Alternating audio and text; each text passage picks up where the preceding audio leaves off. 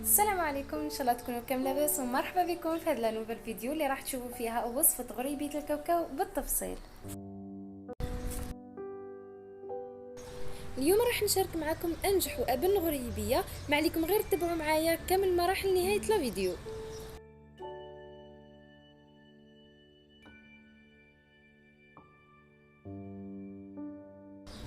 نبداو الوصفه تاعنا على بركه الله بعد بسم الله الرحمن الرحيم.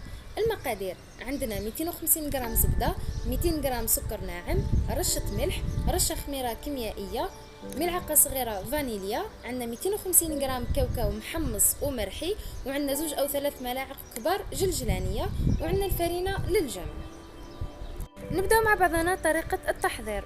اول حاجه نذوبوا الزبده ومن بعد نحطوها في المجمد تعاود تجمد كما راكم تشوفوا.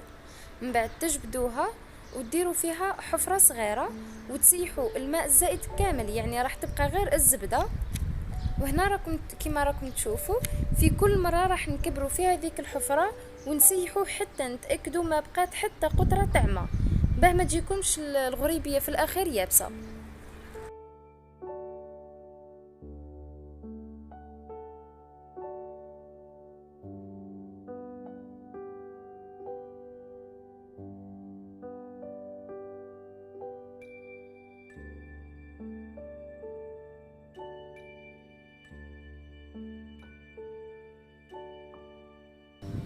نفرغوا الزبده تاعنا ونطلعوها بالباتر حتى تولي بيضاء.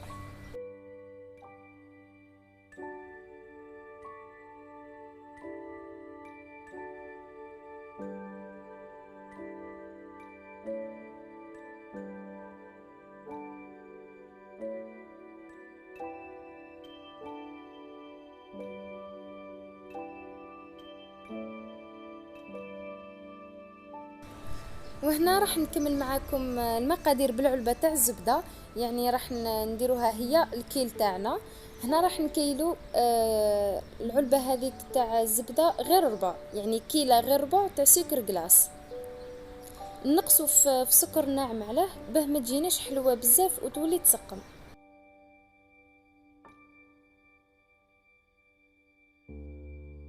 نضيفوا رشة ملح، ملعقة صغيرة لافاني، ورشة خميرة كيميائية أو خميرة الحلويات لأنه الجو عندنا شوية سخون، ونكملوا نخلطوهم.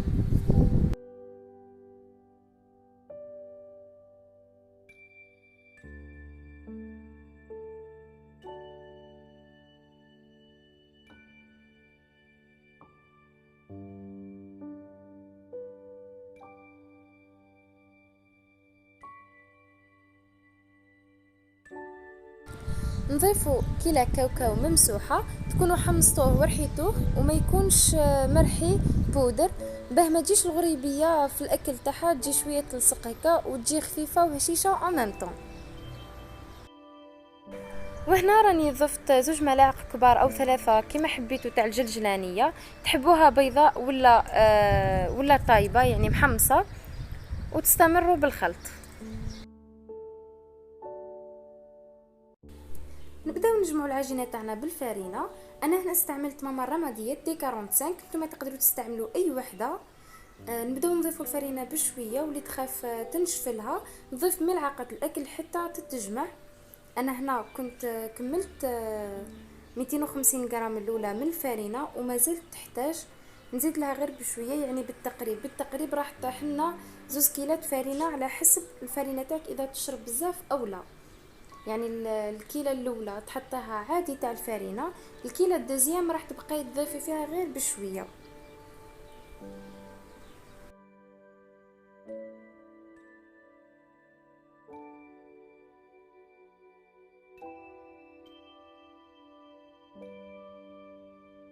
انا هنا كنت بدلت الصحن تاعي ودرت في القصعه على خاطر كان شويه ضيق وما خلانيش نخدمها مليح. هنايا راني كملت الفرينه حطيتها وكملت نجمعها هكا ونخدمها بين يديا مليح. راكم كل ما تخدموهاش هكا بين يديكم مليح راهي ماهيش راح تتجمع لكم. تخدموا وتلموها كيما راكم تشوفوا في الفيديو.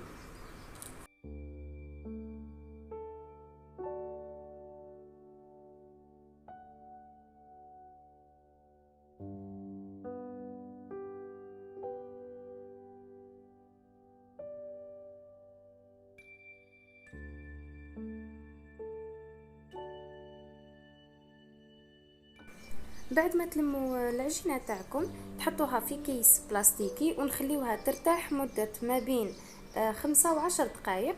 من بعد تبداو تحلوها وتطبعوا، وتقدروا تحلوها على حسب السمك اللي راكم حابينه نتوما، على حسب يعني العلو اللي راكم حابينه، وتطبعوا.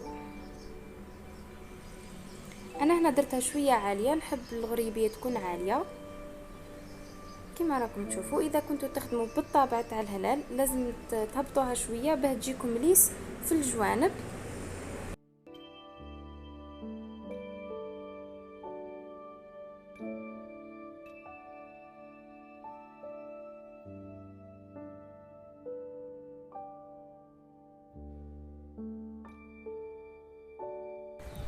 بعد ما كملنا طبعنا كامل الحبات نمسحوهم بياض البيض ونرشوا عليهم كاوكاو مرحي ولا جلجلانيه، يبقى اختيارك.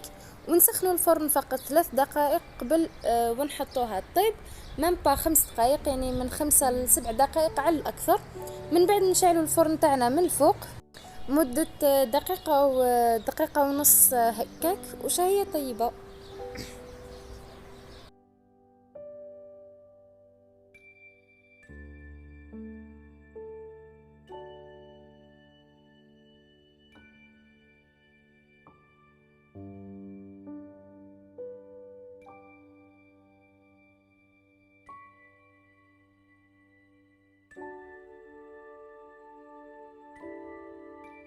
وصلنا لنهايه الفيديو، ما بقى لي غير نقول لكم نلتقيو في فيديو جديده مع وصفه جديده باذن الله. ما تنسوش الاشتراك في القناه وتفعيل زر الجرس باش يوصلكم كل ما هو جديد. تعليقاتكم تهمني، لايكاتكم ما تبخلونيش بها. سلام.